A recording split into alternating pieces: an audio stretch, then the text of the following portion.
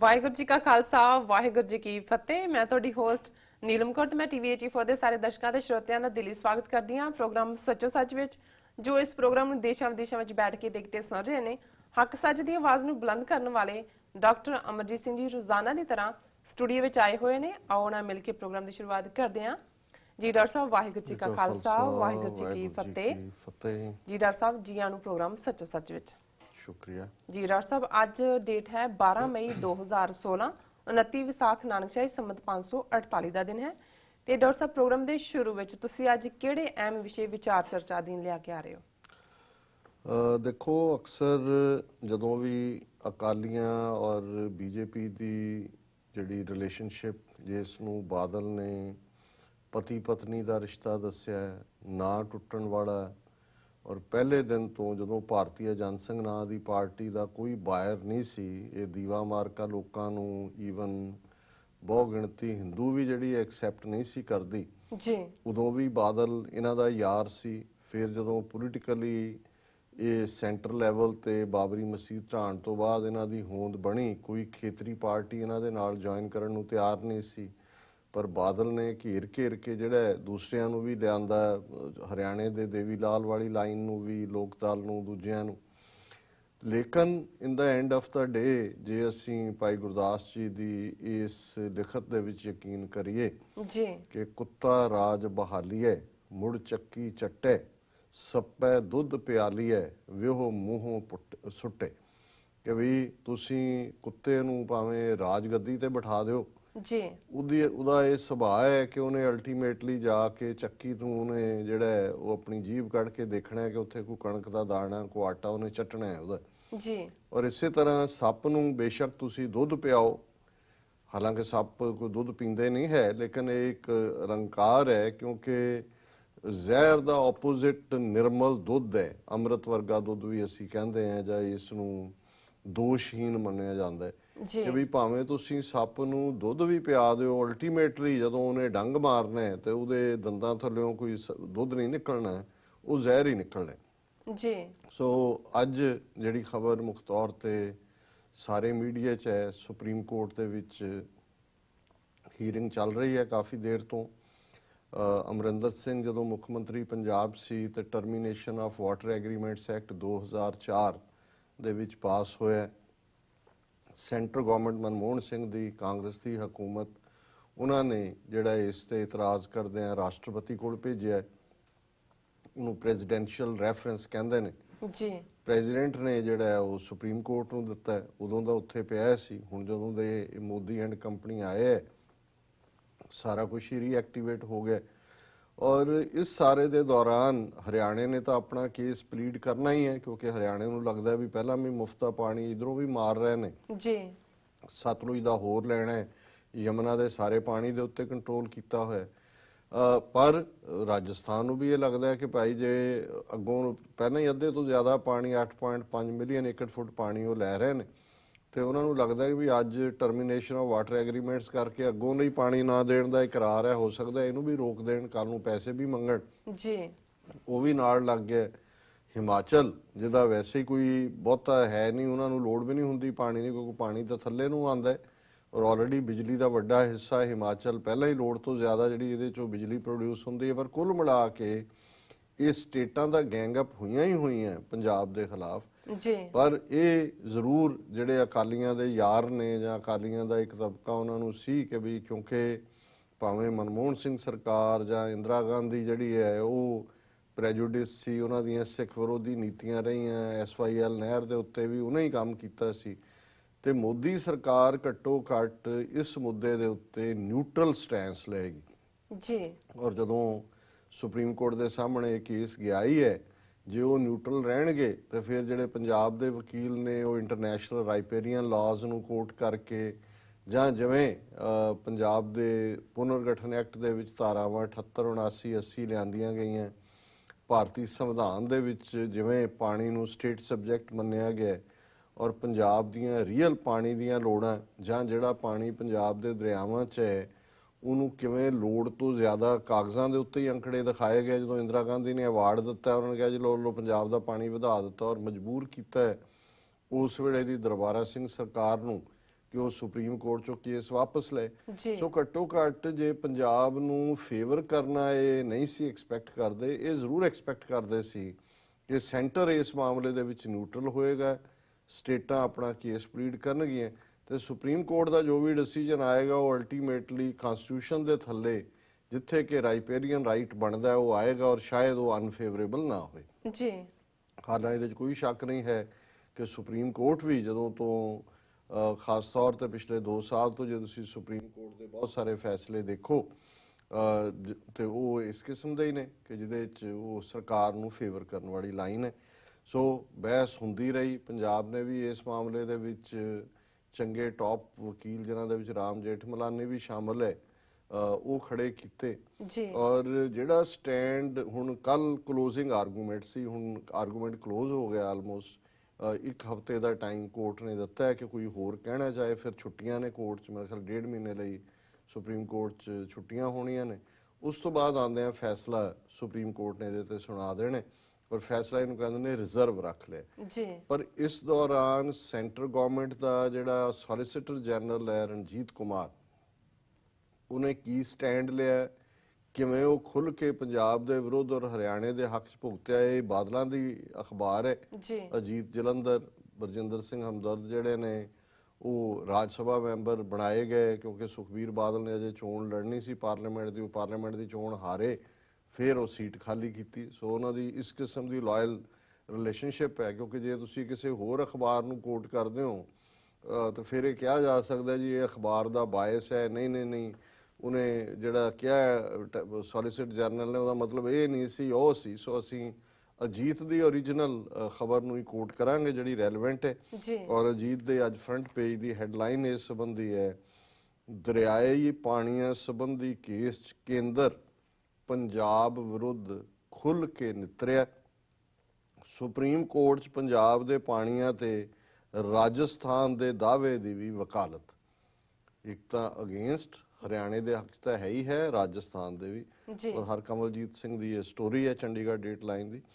Supreme court ਵਿੱਚ ਪੰਜਾਬ ਦੇ ਦਰਿਆਈ ਪਾਣੀਆਂ ਸੰਬੰਧੀ ਸਮਝੌਤੇ ਰੱਦ ਕਰਨ ਦੇ ਮੰਤਵ ਨਾਲ ਪੰਜਾਬ ਵਿਧਾਨ ਸਭਾ ਵੱਲੋਂ ਬਣਾਏ ਗਏ ਕਾਨੂੰਨ Punjab termination of water agreement act ਤੇ ਸੁਣਵਾਈ ਦੌਰਾਨ ਕੇਂਦਰ ਦੀ ਭਾਰਤੀ ਜਨਤਾ ਪਾਰਟੀ ਸਰਕਾਰ ਅੱਜ ਖੁੱਲ੍ਹ ਕੇ ਪੰਜਾਬ ਵਿਰੁੱਧ ਆ ਖੜੀ ਹੋਈ ਅਤੇ ਕੇਂਦਰ ਵੱਲੋਂ ਪੇਸ਼ ਦੇਸ਼ ਦੇ ਸੋਲਿਸਿਟਰ ਜਨਰਲ ਵੱਲੋਂ ਪੰਜਾਬ ਦੇ ਦਰਿਆਈ ਪਾਣੀਆਂ ਸੰਬੰਧੀ ਹੋਏ ਸਾਰੇ ਸਮਝੌਤਿਆਂ ਜਿਨ੍ਹਾਂ ਤੇ ਪੰਜਾਬ ਨੂੰ ਇਤਰਾਜ਼ ਹੈ, ਸਤਲੁਜ ਯਮੁਨਾ ਲਿੰਕ ਨਹਿਰ ਅਤੇ ਰਾਜਸਥਾਨ ਦੇ ਪੰਜਾਬ ਦੇ ਪਾਣੀਆਂ ਤੇ ਹੱਕ ਨੂੰ ਠੀਕ ਠਹਿਰਾਉਂਦਿਆਂ ਵਿਧਾਨ ਸਭਾ ਵੱਲੋਂ ਪਾਸ ਐਕਟ ਨੂੰ ਵੀ ਰੱਦ ਕਰਨ ਦੀ ਜ਼ੋਰਦਾਰ ਮੰਗ ਕੀਤੀ ਗਈ। ਜੀ ਦਿੱਲੀ ਦੀ ਕੇਜਰੀਵਾਲ ਸਰਕਾਰ ਵੱਲੋਂ ਭਾਵੇਂ ਸਤਲੁਜ ਯਮੁਨਾ ਲਿੰਕ ਨਹਿਰ ਮੁੱਦੇ ਨੂੰ ਪੰਜਾਬ ਹਰਿਆਣਾ ਦਰਮਿਆਨ ਆਪਸੀ ਮੁੱਦਾ ਕਰਾਰ ਦਿੱਤਾ ਗਿਆ, ਪਰੰਤੂ ਦਿੱਲੀ ਦੇ ਹਿੱਸੇ ਨੂੰ ਮਗਰਲੇ ਸਮਝੌਤਿਆਂ ਵਿੱਚ ਕਾਇਮ ਰੱਖਣ ਦੀ ਮੰਗ ਕਰਕੇ ਐਕਟ ਦਾ ਉਸ ਵੱਲੋਂ ਵੀ ਵਿਰੋਧ ਕੀਤਾ ਗਿਆ। ਹੁਣ ਇਹ ਆਮ ਆਦਮੀ ਪਾਰਟੀ ਦੇ ਹਮਾਇਤੀ ਵੀ ਸੁਣ ਲੈਣ ਕਿ ਉਹ ਕਹਿੰਦੇ ਜੀ ਠੀਕ ਹੈ ਇਹ ਝਗੜਾ ਇਹਨਾਂ ਦਾ, ਪਰ ਜਿਹੜਾ ਸਾਡਾ ਹਿੱਸਾ ਹੈ ਤੁਸੀਂ ਮੁਫਤ ਦਾ ਪਾਣੀ ਪੰਜਾਬ ਦਾ ਲੁੱਟੋ ਦਿੱਲੀ ਵਾਲੇ, ਜੀ ਉਹ ਕਾਇਮ ਰਹਿਣਾ ਚਾਹੀਦਾ। ਇਹ ਦਿੱਲੀ ਦੀ ਜੈਇੰਦਰ ਸਿੰਘ ਜਿਹੜੀ ਵਕੀਲ ਸੀ ਉਹਨੇ ਇਹ ਪਲੀ ਲਈ।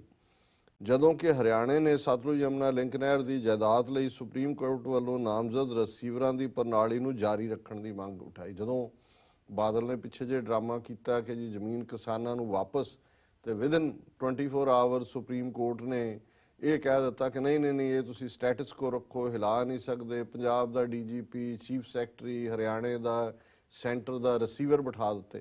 ਸੋ ਹਰਿਆਣੇ ਨੇ ਕਿਹਾ ਜੀ ਜਦੋਂ ਤੁਸੀਂ ਫੈਸਲਾ ਸੁਣਾ ਵੀ ਦਿਓਗੇ ਉਹਦੇ ਤੋਂ ਬਾਅਦ ਵੀ ਇਹ ਜਿਹੜੇ ਤੁਸੀਂ ਰਿਸੀਵਰ ਬਿਠਾਏ ਨੇ ਇਹਨਾਂ ਨੂੰ ਜਾਰੀ ਰੱਖੋ ਤਾਂ ਕਿ ਪੰਜਾਬ ਵਾਲੇ ਕਿ ਇੱਟ ਵੀ ਜਿਹੜੀ ਹੈ ਖੱਬੇ ਸੱਜੇ ਨਾ ਕਰ ਸਕਣ। ਜੀ ਪੰਜਾਬ ਦੇ ਵਕੀਲਾਂ ਦੀ ਟੀਮ ਨੂੰ ਅੱਜ ਉਸ ਵੇਲੇ ਵੱਡੀ ਹੈਰਾਨੀ ਹੋਈ ਜਦੋਂ ਭਾਰਤ ਸਰਕਾਰ ਵੱਲੋਂ ਪੇਸ਼ ਸੋਲਿਸਿਟਰ ਜਨਰਲ ਰਣਜੀਤ ਕੁਮਾਰ ਵੱਲੋਂ ਕੇਂਦਰ ਦੇ ਪੰਜਾਬ ਅਤੇ ਹਰਿਆਣਾ ਦਰਮਿਆਨ ਵਿਵਾਦ ਵਿੱਚ ਕੇਂਦਰ ਦੇ ਨਿਰਪੱਖ ਹੋਣ ਸੰਬੰਧੀ ਇੱਕ ਲਾਈਨ ਬੋਲਣ ਤੋਂ ਬਾਅਦ ਪੰਜਾਬ ਵੱਲੋਂ ਸੁਪਰੀਮ ਕੋਰਟ ਵਿੱਚ ਰੱਖੇ ਸਾਰੇ ਪੱਖਾਂ ਦਾ ਇੱਕ ਇੱਕ ਕਰਕੇ ਵਿਰੋਧ ਕਰਨਾ ਸ਼ੁਰੂ ਕਰ ਦਿੱਤਾ ਗਿਆ।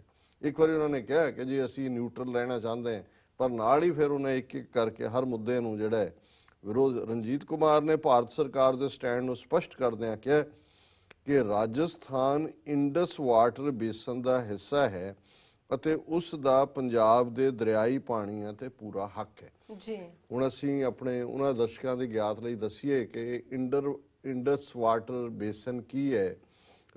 ਜਿਹੜਾ ਜਦੋਂ ਵੀ ਤੁਸੀਂ ਕਿਸੇ ਖਿੱਤੇ ਦੀਆਂ ਜਿਹੜੀਆਂ ਨੇ ਨਦੀਆਂ ਜਾਂ ਦਰਿਆ ਜਾਂ ਰਿਵਰਸ ਉਸ ਨੂੰ ਦੇਖਦੇ ਹੋ ਤੇ ਇਹ ਹੁੰਦਾ ਹੈ ਵੀ ਉਸ ਵਿੱਚ ਜਦੋਂ ਤੱਕ ਉਹ ਦਰਿਆ ਬਣਿਆ ਕਿਸ ਕਿਸ ਹਿੱਸੇ ਤੋਂ ਪਾਣੀ ਦੇ ਨਾਲੇ ਆ ਕੇ ਡਿੱਗੇ ਜਿਨ੍ਹਾਂ ਨੇ ਉਹਨਾਂ ਨੂੰ ਬਣਾਇਆ ਜੀ ਔਰ ਕੀ ਕੁਦਰਤ ਵੱਲੋਂ ਉਸ ਖਿੱਤੇ ਦੀ ਸਿੰਚਾਈ ਦੇ ਲਈ ਉਸ ਨੂੰ ਹੀ ਆਧਾਰ ਬਣਾਇਆ ਗਿਆ ਜਾਂ ਉਹਨਾਂ ਦਾ ਕੋਈ ਹੋਰ ਜਿਹੜਾ ਦਰਿਆਵਾਂ ਦਾ ਬੇਸਨ ਕੀ ਹੈ ਵੀ ਕਿੱਥੋਂ ਉਹ ਆਇਆ।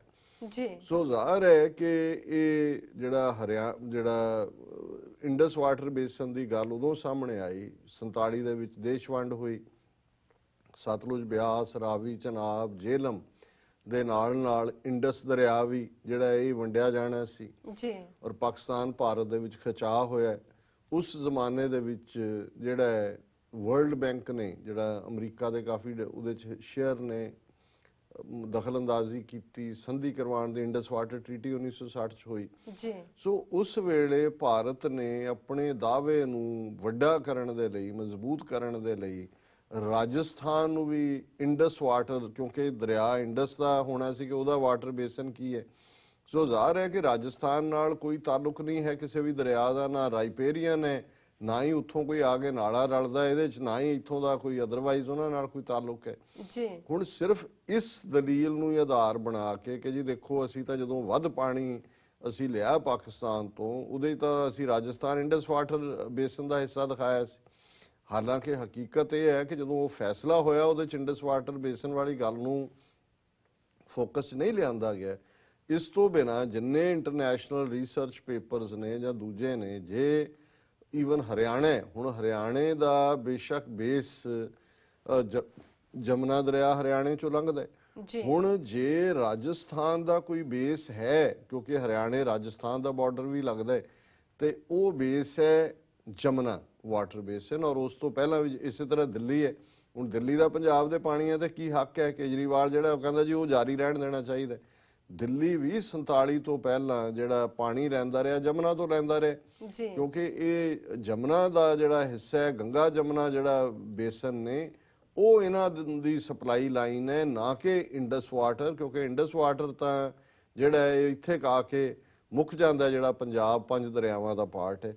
ਸੋ ਹੁਣ ਇਹਨਾਂ ਨੇ ਸੈਂਟਰ ਨੇ ਇਹ ਕਹਿ ਕੇ ਕਿ ਜੀ ਕਿਉਂਕਿ ਰਾਜਸਥਾਨ ਵੀ ਉਹਦਾ ਹਿੱਸਾ ਹੈ, ਇਸ ਲਈ ਉਹਦਾ ਵੀ ਹੱਕ ਬਣਦਾ ਪੰਜਾਬ ਦੇ ਦਰਿਆਈ ਪਾਣੀਆਂ ਤੇ।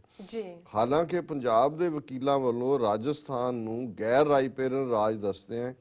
ਇਸ ਸੰਬੰਧੀ ਵੀ ਕਈ ਖੋਜ ਪੱਤਰ ਪੇਸ਼ ਕੀਤੇ ਗਏ ਸਨ ਕਿ ਰਾਜਸਥਾਨ ਇੰਡਸ ਵਾਟਰ ਬੇਸਨ ਦਾ ਕਦੇ ਵੀ ਹਿੱਸਾ ਨਹੀਂ ਰਿਹਾ। ਸਤਲੁਜ ਸਾਲਿਸਿਟਰ ਜਨਰਲ ਨੇ ਇਹ ਵੀ ਕਿਹਾ ਕਿ 1981 ਦੌਰਾਨ ਦਰਿਆਈ ਪਾਣੀਆਂ ਦੀ ਵੰਡ ਸੰਬੰਧੀ ਹੋਇਆ ਸਮਝੌਤਾ, ਜਿਸ ਵਿੱਚ ਸਤਲੁਜ ਯਮੁਨਾ ਲਿੰਕ ਨਹਿਰ ਨੂੰ ਬਣਾਇਆ ਜਾਣਾ ਵੀ ਸ਼ਾਮਲ ਸੀ, ਨੂੰ ਪੰਜਾਬ ਪੁਨਰਗਠਨ ਐਕਟ ਅਧੀਨ ਹੀ ਸਮਝਿਆ ਜਾਣਾ ਚਾਹੀਦਾ ਹੈ, ਕਿਉਂਕਿ ਭਾਰਤ ਸਰਕਾਰ ਨੂੰ ਪਾਣੀਆਂ ਦੀ ਵੰਡ ਸੰਬੰਧੀ ਅਜਿਹੀਆਂ ਪ੍ਰਸਥਿਤੀਆਂ ਵਿੱਚ ਹੁਕਮ ਜਾਰੀ ਕਰਨ ਦਾ ਹੱਕ ਹੈ ਜਦੋਂ ਕਿ ਸੰਬੰਧਿਤ ਰਾਜ ਆਪਸ ਵਿੱਚ ਰਾਜੀ ਨਾ ਹੋ ਸਕਣ। ਇਹ ਹੱਕ ਤੁਹਾਨੂੰ ਕਿਹਨੇ ਦਿੱਤਾ ਹੈ? ਕਿਹੜੇ ਸੰਵਿਧਾਨ ਦੀ ਧਾਰਾ ਸੈਂਟਰ ਨੂੰ ਜਾਂ ਭਾਰਤੀ ਸੰਵਿਧਾਨ ਦਾ ਕਿਹੜਾ ਕਲੌਜ਼ ਸੈਂਟਰ ਨੂੰ ਇਹ ਹੱਕ ਦਿੰਦਾ ਹੈ ਕਿ ਉਹ ਪਾਣੀਆਂ ਦੇ ਉੱਤੇ ਜਿਹੜਾ ਆਪਣਾ ਆਦੇਸ਼ ਦੇ ਸਕਦਾ ਹੈ? ਉਹ ਬੜਾ ਕਲੀਅਰਲੀ ਬੇਸਿਕਲੀ, ਔਰ ਰਾਦਰ ਇੰਦਰਾ ਗਾਂਧੀ ਨੇ 1981 ਚ ਦਰਬਾਰਾ ਸਿੰਘ ਦੇ ਉੱਤੇ ਜ਼ੋਰ ਪਾ ਕੇ ਹੀ ਕੇਸ ਵਾਪਸ ਸੁਪਰੀਮ ਕੋਰਟ ਚੋਂ ਕਰਵਾਇਆ ਸੀ, ਕਿਉਂਕਿ ਉਹਨੂੰ ਡਰ ਸੀ ਕਿ ਕਿਤੇ ਕੋਈ ਇਮਾਨਦਾਰ ਜੱਜ ਸੰਵਿਧਾਨ ਤੇ ਆਧਾਰਿਤ ਜਿਹੜਾ ਫੈਸਲਾ ਕਰਦੇ ਆ ਪੰਜਾਬ ਦੇ ਦਰਿਆਵਾਂ ਦੇ ਉੱਤੇ ਪੰਜਾਬ ਦਾ ਹੱਕ ਮੰਨ ਕੇ, ਇਹ ਈਵਨ 78, 79, 80 ਜਿਹੜੀਆਂ ਪੰਜਾਬ ਪੁਨਰਗਠਨ ਐਕਟ ਦੀਆਂ ਧਾਰਾਵਾਂ ਨੇ, ਇਹਨਾਂ ਨੂੰ ਵੀ ਕਿਤੇ ਉਹ ਗੈਰ ਕਾਨੂੰਨੀ ਨਾ ਐਲਾਨ ਦੇ। ਸੋ ਦਰਬਾਰਾ ਸਿੰਘ ਤੋਂ ਵਾਪਸ ਕਰਵਾਇਆ ਗਿਆ ਸੀ। ਹੁਣ ਕਿ ਬਈ ਜਿਹੜੇ ਉਹਨਾਂ ਦੇ ਸਾਲਿਸਿਟਰ ਜਨਰਲ ਨੇ ਪੰਜਾਬ ਵੱਲੋਂ ਦਰਿਆਈ ਪਾਣੀਆਂ ਦੀ ਵੰਡ ਸੰਬੰਧੀ ਟ੍ਰਿਬਿਊਨਲ ਦੀ ਉਠਾਈ ਗਈ ਮੰਗ ਦਾ ਵੀ ਵਿਰੋਧ ਕੀਤਾ ਤੇ ਕਿਹਾ ਕਿ ਵਿਧਾਨ ਸਭਾ ਵੱਲੋਂ ਪਾਸ ਕੀਤੇ ਗਏ ਐਕਟ ਨੂੰ ਅਗਰ ਖਤਮ ਨਹੀਂ ਕੀਤਾ ਜਾਂਦਾ ਤਾਂ ਅਜੇ ਟ੍ਰਿਬਿਊਨਲ ਦੀ ਕੋਈ ਜ਼ਰੂਰਤ ਹੀ ਨਹੀਂ ਰਹਿ ਜਾਏਗੀ। ਉਹਨਾਂ ਦਾ ਮਤਲਬ ਹੈ ਜੀ ਐਕਟ ਖਤਮ ਕਰੋ, ਟ੍ਰਿਬਿਊਨਲ ਦੀ ਲੋੜ ਹੀ ਨਹੀਂ, ਪਾਣੀ ਜਿਹੜਾ ਅਸੀਂ ਲੁੱਟਦੇ ਆ ਸਾਨੂੰ ਜਾਣ ਦਿਓ ਅੱਗੋਂ ਲਈ ਵੀ ਜਿੰਨਾ ਕਿ ਅਸੀਂ ਲੁੱਟਣਾ ਚਾਹੀਏ। ਔਰ ਕੇਜਰੀਵਾਲ ਦੀ ਗੱਲ ਮੈਂ ਕੀਤੀ ਹੈ, ਹਰਿਆਣਾ ਦੇ ਵਕੀਲਾਂ ਦੇ ਟੀਮ ਨੇ ਬਿਲਕੁਲ ਚੁੱਪ ਰੱਖੀ, ਕਿਉਂਕਿ ਉਹਨਾਂ ਨੂੰ ਸੀ ਵੀ ਸਾਡਾ ਕੰਮ ਤਾਂ ਸੈਂਟਰ ਕਰ ਰਿਹਾ, ਜੋ ਉਹਨਾਂ ਦੀ ਜਿਹੜੀ ਹੈ ਸੋਲਿਸਿਟਰ ਜਨਰਲ ਕਹਿ ਰਹੇ। ਜੀ ਹੁਣ ਉਹਨਾਂ ਨੇ ਇਹ ਕਿਹਾ ਕਿ ਜੀ ਰਿਸੀਵਰ ਜਾਰੀ ਰੱਖੇ ਜਾਣ।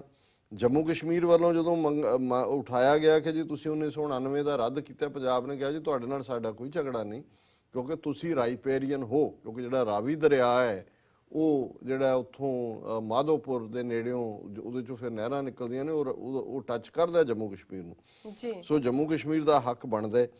ਹੁਣ ਜਿਹੜੇ ਪੰਜਾਬ ਦੇ ਵਕੀਲ ਨੇ, ਦਲੀਲਾਂ ਤਾਂ ਉਹਨਾਂ ਨੇ ਚੰਗੀਆਂ ਦਿੱਤੀਆਂ ਨੇ, ਲੇਕਿਨ ਗੱਲ ਇਹ ਹੈ ਕਿ ਵੀ ਜੇ ਜਿਹੜੀ ਬਿੱਲੀ ਦੋ ਬਾਂਦਰਾਂ ਦੇ ਵਿੱਚ ਲੜਾਈ ਕਰਵਾ ਕੇ ਔਰ ਉਹਦਾ ਹਿੱਸਾ ਦੋਨਾਂ ਦਾ ਹੀ ਖਾਣਾ ਚਾਹੁੰਦੀ ਹੈ, ਤੇ ਬਾਂਦਰ ਤਾਂ ਕਹਿਣਗੇ ਕਿ ਨਹੀਂ ਨਹੀਂ ਉਹ ਚੱਪਾ ਵੱਡਾ ਰੋਟੀ ਦਾ, ਬਿੱਲੀ ਉਹਨੂੰ ਖਾ ਕੇ ਕਹਿੰਦੀ ਆ ਲਓ। ਹੁਣ ਉਹ ਫਿਰ ਦੂਜਾ ਕਹਿੰਦਾ ਨਹੀਂ ਨਹੀਂ ਹੁਣ ਉਹ ਵੱਡਾ ਹੋ ਗਿਆ।